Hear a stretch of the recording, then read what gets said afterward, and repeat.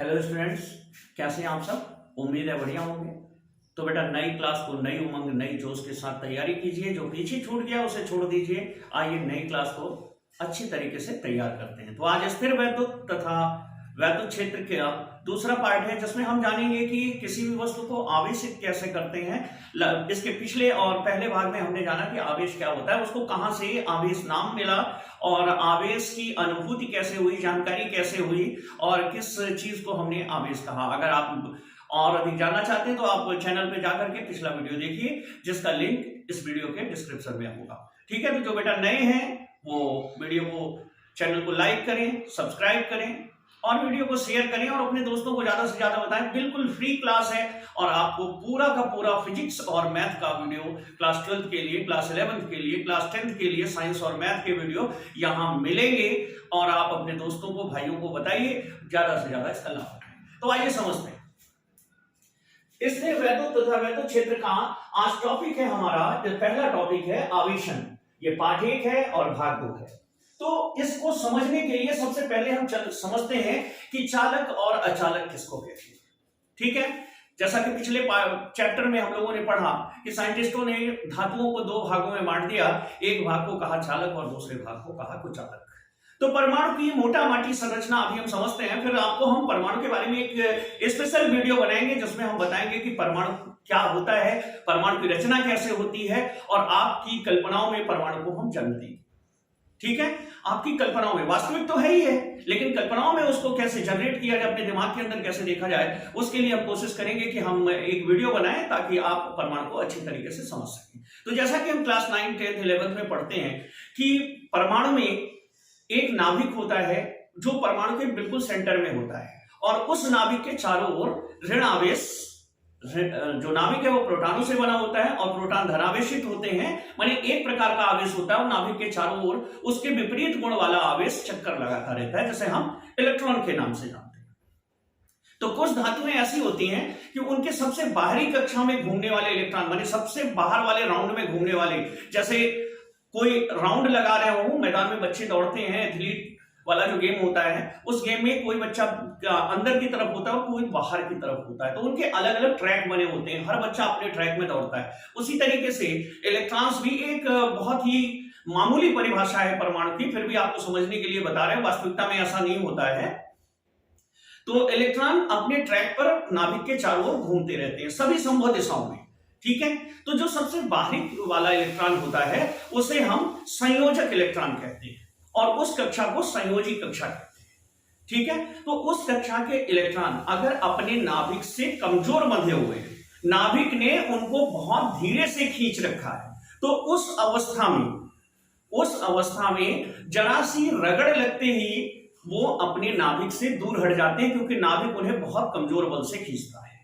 ठीक है, और तो ऐसे पदार्थों में आवेश को चलाने के लिए इलेक्ट्रॉन मुक्त हो जाते हैं, यानी ऋणावेश मुक्त हो जाता है और वो एक तरफ से दूसरी तरफ को चलता है। इसको हम कहते हैं चालक, अर्थात जिसके संयोजी कोष के यानी सबसे बाहरी कक्षा के इलेक्ट्रॉन अपने नाभिक से बहुत कमजोर अवस्था में बंधे होते हैं, वो जरा सी रगड़ पाते ही या जरा सी ऊर्जा पाते ही अपनी कक्षा को छोड़कर बाहर निकल आते हैं, अपने ट्रैक से बाहर चले जाते हैं और फिर बाहर वो परमाणुओं के बीच के रिक्त स्थान में इधर से उधर भ्रमण करते हैं। इन्हें कहते हैं चालक इलेक्ट्रॉन और आगे की परिभाषाओं में हम पढ़ेंगे, इन्हें कहते हैं मुक्त इलेक्ट्रॉन, जो कि चालकों में पाए जाते हैं। अब चालक किसे कहेंगे? जिसमें फ्री होने लायक इलेक्ट्रॉन है, जो हल्की सी रगड़ पे या हल्की सी ऊर्जा देने पर अपने मूल परमाणु से अलग हो सकते हैं। ऐसे पदार्थ को हमने जिस श्रेणी में रखा उसे हम चालक कहते हैं। मूलतः सभी धातुएं चालक होती हैं। ठीक है, और दूसरा है कुचालक या अचालक। ठीक है, जिसमें आवेश चल सकता है, चालक जिसमें आवेश चल सकता है, अचालक जिसमें आवेश नहीं चल सकता। अब दूसरी कैटेगरी यह होती है कि सबसे बाहर कक्षा में दौड़ने वाले इलेक्ट्रॉन ढीले तो बंधे होते हैं अपने नाभिक से, लेकिन इतने भी ढीले नहीं होते कि आप उन्हें बड़ी आसानी से बाहर निकाल सकें। तो ऐसे पदार्थों में आवेशों का संचालन करने के लिए चालक इलेक्ट्रॉन मुक्त ही नहीं होते। जब वो मुक्त नहीं होंगे तो पूरा का पूरा परमाणु उदासीन बना रहेगा और उसका कोई भी इलेक्ट्रॉन अपने परमाणु से अलग नहीं होगा और उसमें आवेश के संचालन के लिए, इधर उधर आने जाने के लिए, आवेश को ले जाने के लिए कोई भी इलेक्ट्रॉन मुक्त नहीं होगा। और इस श्रेणी के द्रव्य को हमारे साइंटिस्टों ने नाम दिया अचालक। इसे कंडक्टर कहते हैं और इसे इंसुलेटर कहते हैं। ठीक है, तो ये हुआ इलेक्ट्रॉनिक सिद्धांत, जिसके आधार पे हम समझ सकते हैं कि किसे चालक कहते हैं, किसे अचालक कहते हैं। सामान्य परिभाषा हमने पढ़ी है, जिसमें से होकर विद्युत धारा प्रवाहित हो सके वो चालक है, और जिसमें से होकर ना गुजर सके वो कुचालक है। लेकिन क्यों गुजर सकती, क्यों नहीं गुजर सकती? तो गुजरने का मतलब यही है कि उसमें आवेश के संचालन के लिए मुक्त इलेक्ट्रॉन होते हैं। और अधातुओं में, अचालकों में आवेश के संचालन के लिए मुक्त इलेक्ट्रॉन नहीं होते, इसलिए उन्हें अचालक कहते हैं। जैसे लकड़ी है, कोयला है, पत्थर है, वो सभी अचालक की श्रेणी में आते हैं। तांबा है, चांदी है, सोना है, ये सभी चालक की श्रेणी में आते हैं। अब आते हैं आवेशन पर। अब आपने समझ लिया कि आवेश परमाणुओं में मौजूद है और परमाणुओं के आधार पर ही आज के समय में आवेश की व्याख्या की जाती है। तो घर्षण द्वारा आवेशन, अगर हम किसी चालक को या अचालक को रगड़ें, ठीक है, किससे? जैसे एम्बर है, एम्बर को फर से यानी किसी रोएदार वस्तु से रगड़े, बिल्ली की खा लो, शेर की खा लो, किसी भी चीज की खा लो, या फिर कोई कपड़ा, उससे रगड़े तो ये क्या हो जाते हैं? आवेशित हो जाते हैं रगड़ने पर। एक पर धनावेश आ जाता है। अब धनावेश कैसे आता है? एक से इलेक्ट्रॉन निकलकर दूसरे पर चले जाते हैं। अब यहां पे द्वितरल सिद्धांत ही लागू हो रहा है। द्वितरल सिद्धांत क्या है जानने के लिए पिछले वीडियो में आप जाइए और वहां देखिए।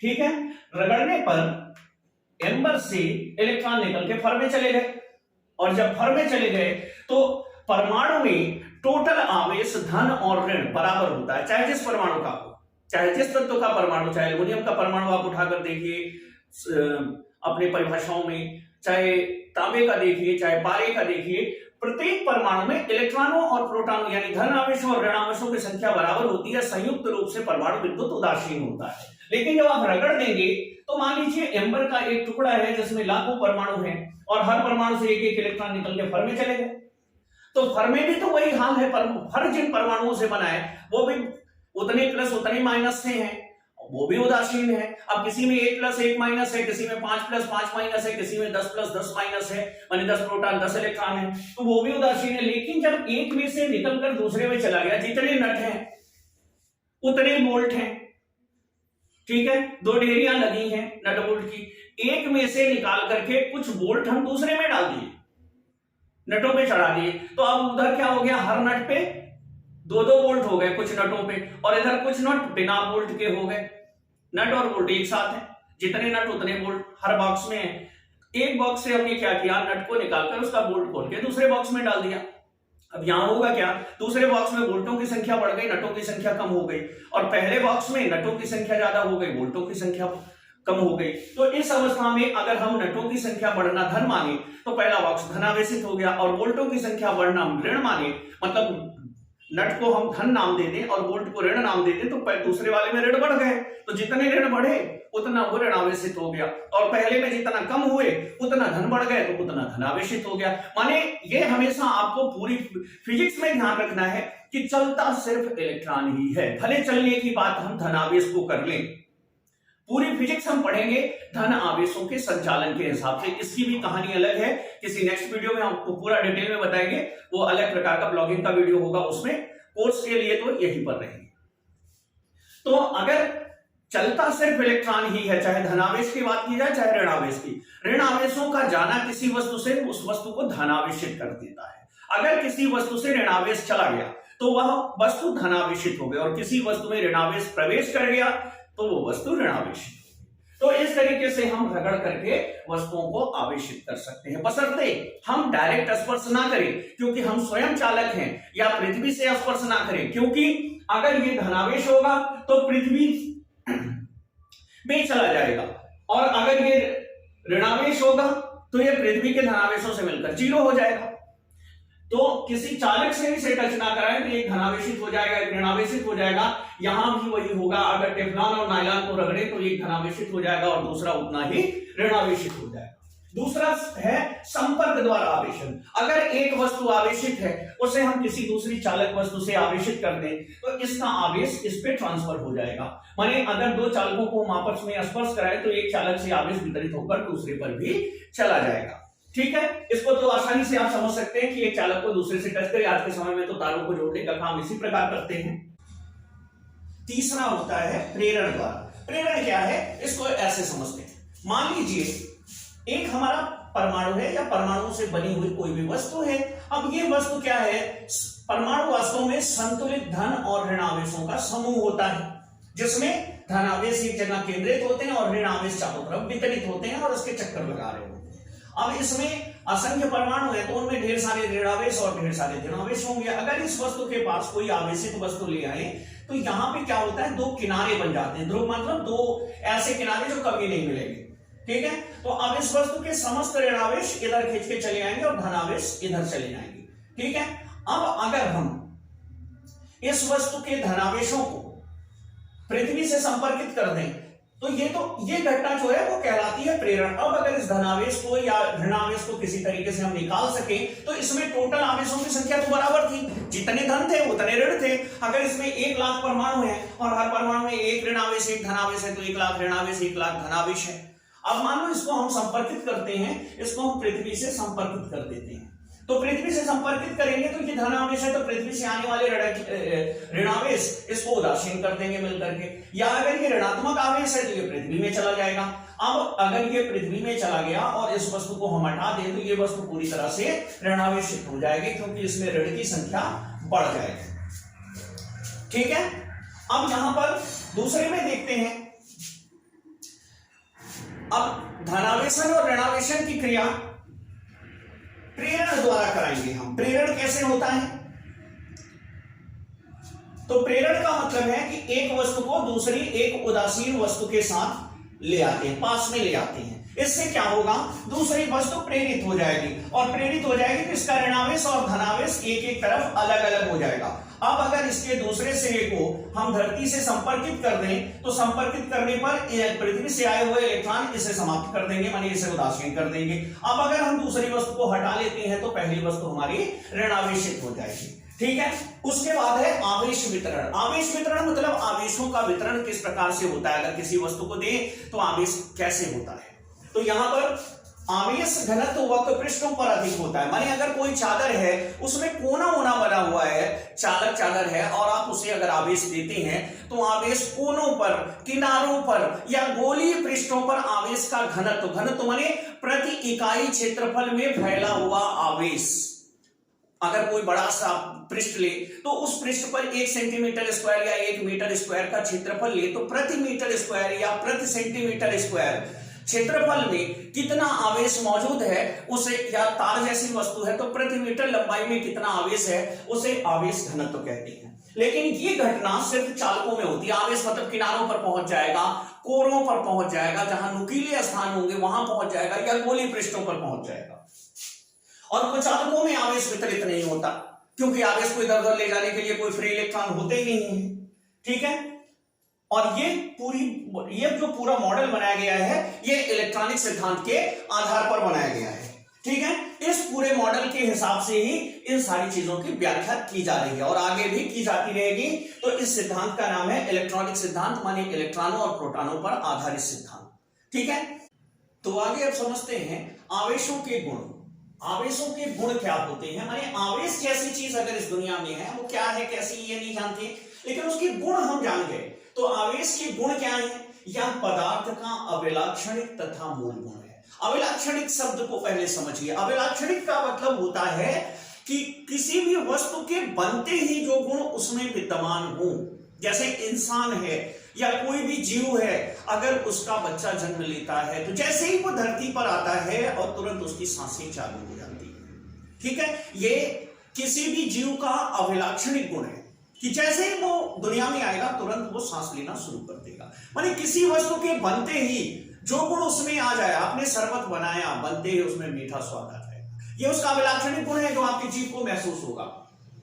तो अब यह पदार्थ का अविलाक्षणिक तथा मूल गुण है। माने अगर कोई वस्तु पदार्थ से बनी है तो इसका मतलब है कि वो आवेश है उसके अंदर, और जितना पॉजिटिव है उतना नेगेटिव है, इसलिए वो उदासीन रहती है और आवेश का पता नहीं चलता। और ये मूल गुण है, आवेश के पदार्थ के गुणों का मूल गुण है।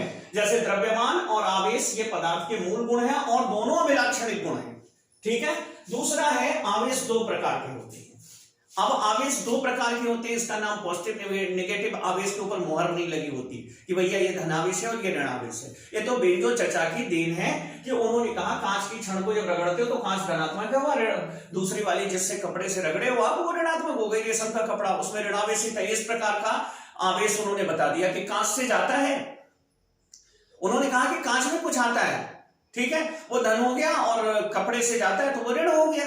इस तरीके से उन्होंने बता दिया। बाद में पता चला कि जिन्होंने उन्होंने धन कहा था वो वास्तव में प्रोटॉन का आवेश होता है। प्रोटॉन जो होता है वो धनावेशित होता है। माने बेंजो चचा के हिसाब से जिसे धनावेश कहा गया, जैसे जिस क्षण को धनात्मक कहा गया, माने उस धनावेशों के कारण धनावेशित है, वो प्रोटॉन का आवेश था। और अब आज के समय में हम प्रोटॉन के आवेश को धन कहते हैं। और दूसरी चीज जो ऋण आवेशित जिसको कही थी बेंजामिन फ्रैंकलिन ने यानी बेंजो चचा ने, तो वो वह आवेश जिसे उन्होंने ऋणात्मक कहा था, आज हमें पता चला कि वह आवेश इलेक्ट्रॉन पे पाया जाता है। माने उस प्रकार के आवेश को आज के समय में इलेक्ट्रॉन कहा गया, और उनके समय में उन्होंने उसे तरल का नाम दिया था कि तरल एक पदार्थ से दूसरे पदार्थ में चला जाता है, जिसमें चला जाता है वो प्लस हो जाता है और जिसमें से जाता है वो माइनस हो जाता है।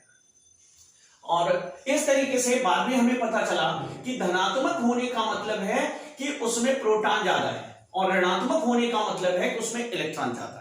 ठीक है। इस तरीके से ये रैंडमली नाम रख दिया गया था, कुछ भी रख सकते थे हम चाहते तो। ऐसा भी हो सकता था कि इलेक्ट्रॉन का धन होता, प्रोटॉन का ऋण होता। मतलब ये अपनी मर्जी से पहचान के लिए रखा गया नाम है। ठीक है। दूसरा हुआ विपरीत आवेश, यानी पॉजिटिव और निगेटिव, धनावेश और ऋणावेश, जिन्हें विजातीय कहा जाता है। दो अलग अलग जाति होते हैं जिनके गुण भिन्न भिन्न हैं, आकर्षित होते हैं एक दूसरे की ओर, एक दूसरे को अपनी ओर खींचते हैं। ठीक है। अगर एक वस्तु धनावेशित है दूसरे ऋणावेशित है तो ये एक दूसरे की ओर आकर्षित होंगे, और इनके आकर्षण का कारण होगा आकर्षण बल, और इन बलों की उत्पत्ति होती है आवेशित वस्तुओं से। माने आवेश वह कारक है जो दो वस्तुओं में वैद्युत बल उत्पन्न करता है। अब ये बल चाहे प्रतिकर्षण का हो चाहे आकर्षण का हो। दूसरा है सजातीय, इसी तीसरे का दूसरा पार्ट है सजातीय आवेश, प्लस प्लस या माइनस माइनस, यानी दो छड़े अगर धनावेशित हैं अथवा ऋणावेशित हैं तो प्रतिकर्षित होते हैं एक दूसरे पर, और उनको जो बल कार्य करता है वो प्रतिकर्षण बल है, और उस बल की उत्पत्ति का कारण आवेश है। ठीक है। हमारे आवेश की परिभाषा यहां से समझ लीजिए, किसी भी दो वस्तुओं के बीच वैद्युत बल लगने का कारण जो होता है उस कारण को हम आवेश कहते हैं। या वस्तुएं आवेशित होने पर, कोई भी वस्तु अगर एक अजीब आवेशित होती है, उसे रगड़ा जाए, किसी भी वस्तु को रगड़ा जाए या प्रेरण किया जाए या संपर्कित किया जाए तो उस वस्तु का व्यवहार अजीबोगरीब हो जाता है। उसके व्यवहार का जो कारण है उसे आवेश कहते हैं। बस ऐसे ही आवेश की परिभाषा, बाकी आवेश के बारे में हम उसके गुणों के आधार पर हम उसकी परिभाषा बनाती है। ठीक है। और आकर्षण अथवा प्रतिकर्षण बल, माने इनके बीच चाहे आकर्षण लग रहा हो, विजातीय होंगे तो आकर्षण लगेगा, और अगर सजातीय होंगे तो प्रतिकर्षण लगेगा। यह बल आवेशों के बीच की दूरी के वर्ग के व्युत्क्रमानुपाती होता है। इसका मतलब है कि जितना दूर रखा जाएगा उतना वर्ग के हिसाब से कम बल लगेगा। अगर दो आवेश हमने 1 मीटर की दूरी पर रख दिया और उनके बीच मान लो 100 न्यूटन का बल लग रहा है, उसे 2 मीटर की दूरी पर कर दिया तो अब बल 100/2 का वर्ग हो जाएगा, यानी 4, माने अब 25 न्यूटन का बल लगेगा। अगर उन्हें हम 4 मीटर की दूरी पर कर दें तो 100/16 हो जाएगा। अगर उन्हें 5 मीटर की दूरी पर कर दें तो 100/25 हो जाएगा। 6 मीटर की दूरी पर कर दें तो 100/36 हो जाएगा। वर्ग के हिसाब से कम होता जाएगा। ठीक है। पांचवा आवेश योज्य है। अब किसी वस्तु पर 10 कूलम का आवेश है, आप उस पर 10 कूलम और दे दीजिए तो जुड़ करके अब उस वस्तु पे आवेश 20 कूलम हो जाएगा। माने जुड़ता हुआ हमें नहीं दिखेगा, हाँ उसकी ताकत से प्रतीत होगा कि अब आवेश दुगुना हो गया है। ठीक है। आवेश क्वांटित होता है, माने आवेश पानी की धार की तरह नहीं है लगातार चल रहा है। आवेश छोटे छोटे टुकड़ों में चलता है। आवेश के छोटे छोटे पार्ट बने हुए हैं। इस छोटे छोटे टुकड़ों को, सबसे छोटा टुकड़ा, जिससे छोटा टुकड़ा आवेश का इस दुनिया में मौजूद नहीं है, और उतने छोटे टुकड़े इस दुनिया में आवेश के हर जगह मौजूद हैं। हाँ, आवेश की मात्रा ज्यादा चाहिए तो ज्यादा टुकड़े इकट्ठा कर दिए। आवेश, मान लो आपके पास 50-50 ग्राम के वाट है, सबसे छोटा वाट दुनिया में 50 ग्राम का है। अब आपके पास पूरी दुनिया में 50 ग्राम के सिर्फ वाट ही बनाए गए हैं। अब आपको 100 ग्राम तोलना है तो 2 वाट लगा दीजिए, 300 ग्राम तोलना है 6 वाट लगा दीजिए, 1 किलोग्राम तोलना है मानिए 1000 ग्राम तोलना है तो कितना लगाएंगे, 200 वाट लगा, 20 वाट लगा दीजिए। ठीक है, इस तरीके से आप वजन को बढ़ाते जा सकते हैं। लेकिन अब कोई कहे तुम्हें कि 120 ग्राम तोल दो या 30 ग्राम तोल दो तो तुम्हारे पास तो वाट ही नहीं है, तुम कैसे तोलोगे? ऐसे प्रकृति ने किया है, आवेशों को छोटे छोटे पार्ट में बांट रखा है उसने, और इस छोटे छोटे पार्ट्स को हम क्वांटा कहते हैं, और उसके पार्ट्स में बंटने की इस घटना को क्वांटित होना कहते हैं या क्वांटीकरण कहते हैं। प्रकृति ने आवेशों को इतनी छोटी मात्रा में बांट रखा है कि उसने कहा इससे छोटे की तुम्हें जरूरत ही नहीं पड़ेगी, इसके गुणज में तुम तौल सकते हो। अब 50 ग्राम है, 100 ग्राम है, 150 ग्राम है, 200 ग्राम है, 250 ग्राम है, 300 ग्राम है, इस तरीके से तो तुम तौल सकते हो, लेकिन इसके बीच का नहीं तौल सकते। ठीक है, ठीक उसी तरीके से आवेशों की भी एक निश्चित मात्रा किसी वस्तु से लोगे तो मिनिमम से मिनिमम उतना ही आएगा, या फिर उसका 2 गुना, उसका 3 गुना, उसका 4 गुना। अब जैसे इलेक्ट्रॉन पे माना जाता है, मतलब हमने जो कैलकुलेशन करके अपने हिसाब से निकाला है तो वो है 1.6 × 10⁻19 कूलम का आवेश है। तो बेटा ये आवेश की सबसे छोटी यूनिट मानी गई है, इससे कम नहीं पाया जा सकता, और इससे ज्यादा अगर होगा तो 1.6 का 2 गुना होगा, या फिर 3 गुना होगा, या फिर 4 गुना होगा, या 5 गुना होगा, इसके बीच का नहीं हो सकता। इस घटना को ऐसे आवेश की इस तरीके से बंटने को क्वांटित होना कहते हैं, और इस घटना को क्वांटीकरण कहते हैं, आवेशों का क्वांटीकरण। और सातवां है आवेश निश्चल होता है। निश्चल मतलब निरपेक्ष होता है, निश्चल का मतलब निरपेक्ष। यह आवेशित वस्तु या प्रेक्षक की गति पर निर्भर नहीं करता, यह आवेशित वस्तु या प्रेक्षक की गति पर निर्भर नहीं करता। मतलब अगर आवेश को आप खड़े होकर लिए रहोगे तो भी उसकी ताकत उतनी ही रहेगी, लेके दौड़ते रहोगे तो भी उसकी ताकत उतनी ही रहेगी, या उस वस्तु को ही तेजी से चलाओगे तब भी वो जहां से गुजरेगी उतने बल लगाते हुए गुजरेगी, उसके बल में ना तो कमी होगी ना अधिकता होगी। जैसे प्रकाश के बारे में कहा गया कि वो निश्चल है। आप प्रकाश टार्च हाथ में लेके आप 1 लाख किलोमीटर की स्पीड से दौड़ो तब भी प्रकाश, अब जैसे टार्च लेके दौड़ रहे हो तो टार्च की जो लाइट होती है उस लाइट की स्पीड 3 लाख किलोमीटर प्रति सेकंड है। अब मान लो आप किसी ऐसे वाहन पे चढ़े हो जिसकी स्पीड 1 लाख किलोमीटर प्रति सेकंड है और लेके दौड़ रहे हो, तो टार्च की रोशनी 4 लाख के हिसाब से होनी चाहिए, या टार्च कोई लेकर के आपकी ओर फ्लैश चमकाता है तो वो 3 लाख से आपकी ओर आ रही है और आप दौड़ेंगे टार्च की ओर। ठीक है, तो मान लो आप 1 लाख की स्पीड से चल रहे हो तो आपको टार्च की लाइट 2 लाख दिखनी चाहिए, इसे कहते हैं सापेक्ष गति। लेकिन ऐसा होता नहीं, चाहे आप प्रकाश के साथ दौड़िए फिर भी प्रकाश आपको 3 लाख की स्पीड से दिखाई देगा, या प्रकाश की ओर दौड़िए तब भी आपको प्रकाश 3 लाख की स्पीड से दिखाई देगा। इसे कहते हैं निश्चल होना या निरपेक्ष होना। ठीक उसी तरीके से आवेश भी निरपेक्ष है। निरपेक्ष का आगे लाइट पड़ेगी उसमें बताएंगे प्रकाश के बारे में। अभी इतना समझ लीजिए कि आपके चलने या ना चलने का, या आवेशित वस्तु के चलने ना चलने का आवेश पर कोई फर्क नहीं पड़ता। मानी गति अगर आप कर रहे हैं तो कोई फर्क नहीं पड़ेगा, आवेश की प्रकृति पर कोई चेंज नहीं आएगा। ठीक है, तो आगे समझते हैं हम। आवेश से भी छोटा आवेश आज हमारे पास है, और प्रयोगों द्वारा यह सिद्ध हुआ कि ये जो इलेक्ट्रॉन होते हैं, ये तो मूल आवेश हैं, लेकिन प्रोटॉन वास्तव में मूल आवेश नहीं है। तो आओ समझते हैं कि प्रोटॉन क्या है। तो आइए आगे समझते हैं।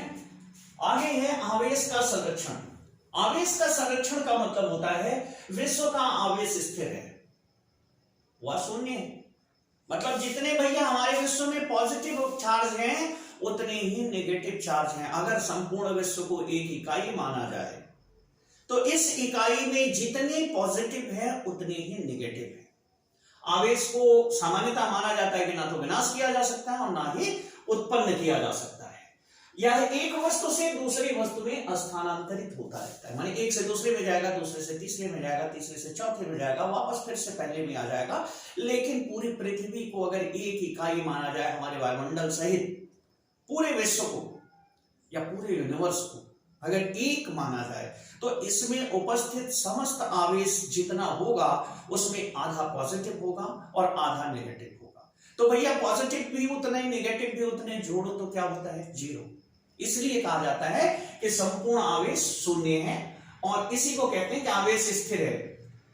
और अगर अगर नए आवेश का निर्माण होगा, सैद्धांतिक रूप से तो सही है लेकिन प्रायोगिक रूप से सही नहीं है, कि अगर आवेश का जन्म होगा, नए आवेश का निर्माण होगा, तो जो इस प्रकृति के आवेश का निर्माण होगा उतना ही विपरीत आवेश भी होगा। अगर आप मान लो 100 नए इलेक्ट्रॉन बन रहे हैं तो 100 नए पॉजिट्रॉन भी बनेंगे, माने उतना ही धन भी बनेगा। अब ये मत सोचिए कि इलेक्ट्रॉन बनेगा तो साथ में प्रोटॉन भी बनेगा। अब यहां पर यह बात स्पष्ट है कि अगर एक गामा किरण आती है और किसी पदार्थ से टकराती है तो वह एक इलेक्ट्रॉन वह एक पॉजिट्रॉन में विभक्त हो जाती है और एक आवेश उत्पन्न होता है इलेक्ट्रॉन यानी ऋण आवेश, और दूसरा उत्पन्न होता है पॉजिट्रॉन, जो इसे ई माइनस से लिखते हैं, इसे ई प्लस से लिखते हैं। इसमें और प्रोटॉन में अंतर यह है कि इसका द्रव्यमान कम होता है और प्रोटॉन का द्रव्यमान ज्यादा होता है, जबकि आवेश पॉजिट्रॉन और प्रोटॉन दोनों में समान होते हैं लेकिन दोनों गुणों में विपरीत हैं। क्या विपरीत है? इसका द्रव्यमान कम है और उसका द्रव्यमान ज्यादा है। इसका द्रव्यमान इलेक्ट्रॉन के बराबर होता है और प्रोटॉन का द्रव्यमान 1.67 × 10⁻27 है और इलेक्ट्रॉन का द्रव्यमान 9.1 × 10⁻31 किलोग्राम है, मतलब 10,000 गुना कम है प्रोटॉन से। तो इसलिए ये भिन्न है। और विनाश एक इलेक्ट्रॉन और एक पॉजिट्रॉन मिलते हैं तो दो गामा किरण फोटॉन बन जाते हैं। तो भैया जितना यहां देख रहे हैं जितना नेगेटिव का निर्माण होगा तो उतना पॉजिटिव का होगा, या यूं कहें जितना पॉजिटिव का निर्माण होगा उतना नेगेटिव का। तो ये कह सकते हैं कि टोटल तो भैया 0 है, यानी पूरे विश्व का आवेश जो है वो संरक्षित है। ठीक है, अब आते हैं क्वांटीकरण पर। तो आवेश के संरक्षण की अगर परिभाषा आपसे पूछता है तो आप लिख सकते हो कि समस्त विश्व का आवेश स्थिर है, वह शून्य है। आवेश को ना उत्पन्न किया जा सकता है ना ही विनाश किया जा सकता है, या केवल एक वस्तु से दूसरी वस्तु में स्थानांतरित किया जा सकता है। और यदि नए आवेश का निर्माण होगा तो उतना विपरीत आवेश भी उत्पन्न होगा। इसे कहते हैं युग्म उत्पादन और इसे कहते हैं युग्म विनाश। अगर आप इसे में लिख देते हैं तो वाह आपका बिल्कुल नंबर कहीं कटने के चांस नहीं। ठीक है, अगला है क्वांटीकरण। अब ध्यान से देखिए, आवेश का वह गुण, क्वांटीकरण किसे कहते हैं? आवेश का वह गुण जिसके कारण सतत नहीं हो सकता। सतत जैसे एक धागा है, खींचते जाओ रील से, रील बहुत बड़ी हो, अनंत मोटाई की रील हो, अनंत लंबाई का धागा है और तुम खींचते जाओ जितना चाहो उतना बढ़ा लो। लेकिन यहां ऐसा नहीं है। सतत का मतलब कंटिन्यू रहना, गैप नहीं होना। आगे क्या कहता है? इसे अनिश्चित रूप से विभाजित नहीं किया जा सकता। आवेश के इस गुण को क्वांटीकरण कहते हैं।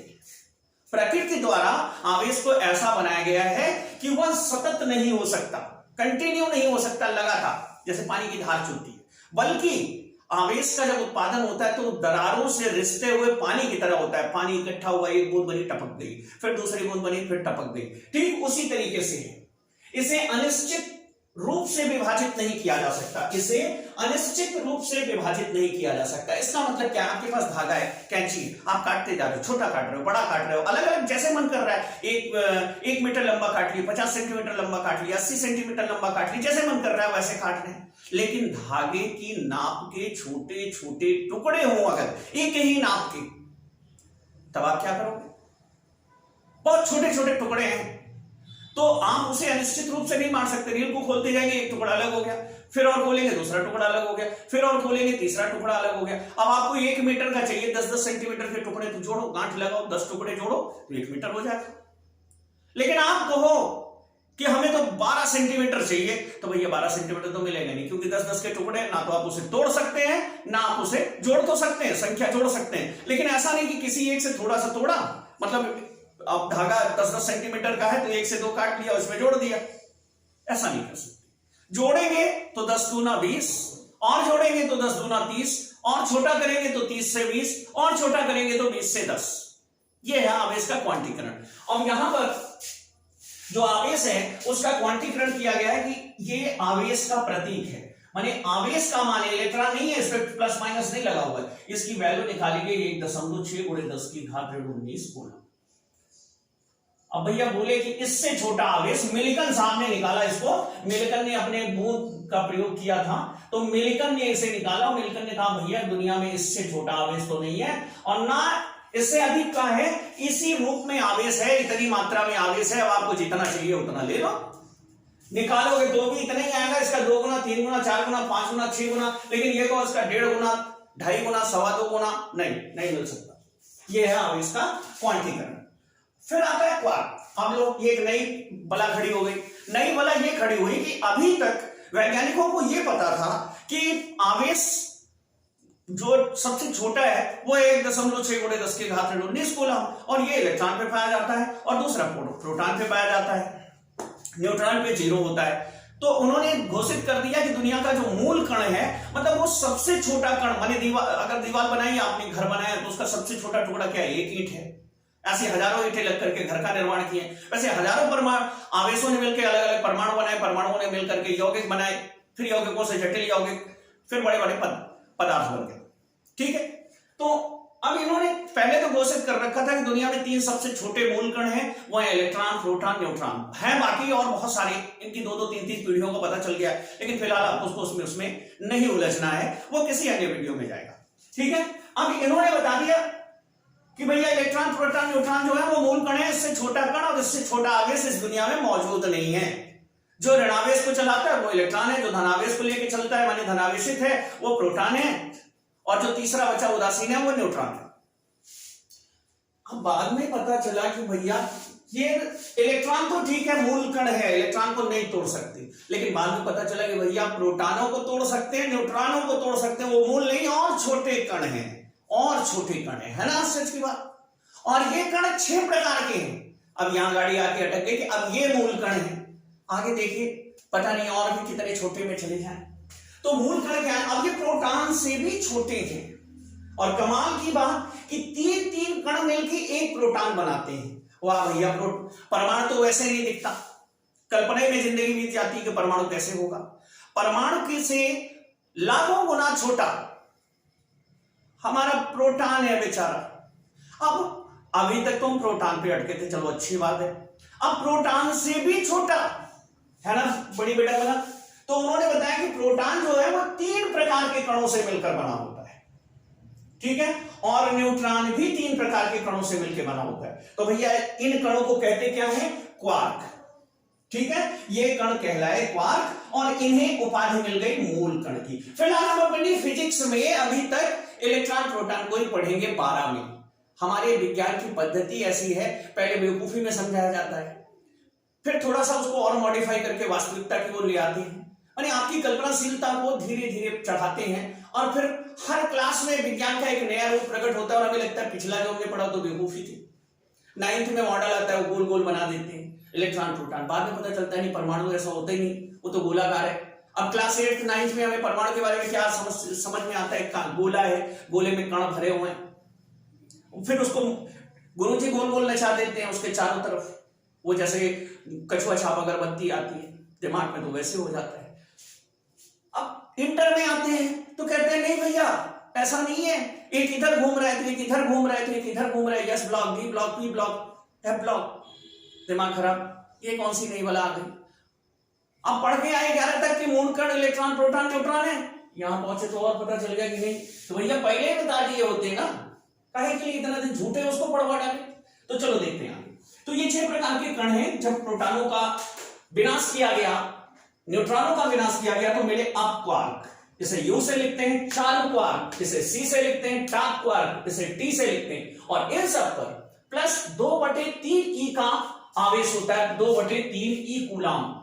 ई मतलब 1.6 × 10⁻⁹ को 3 से भाग दो और 2 से गुणा करो, जितना आए, मानिए 1.6 × 2/3 × 10⁻⁹ कूलम आवेश होता है इन तीनों पर। किस पर? अप पर, चार्म पर और टॉप पर। और बाकी के 3 होते हैं डाउन स्ट्रैंड, डाउन को डी से, स्ट्रैंड को एस से, और बॉटम को बी से लिखते हैं। ठीक है, और इन पे जो चार्ज होता है वो इलेक्ट्रॉन वाला चार्ज होता है, लेकिन इलेक्ट्रॉन के आवेश का 1/3, और इन तीनों पर प्रोटॉन वाला आवेश होता है, जिसको पॉजिटिव कहते हैं, और प्रोटॉन के आवेश का 2/3।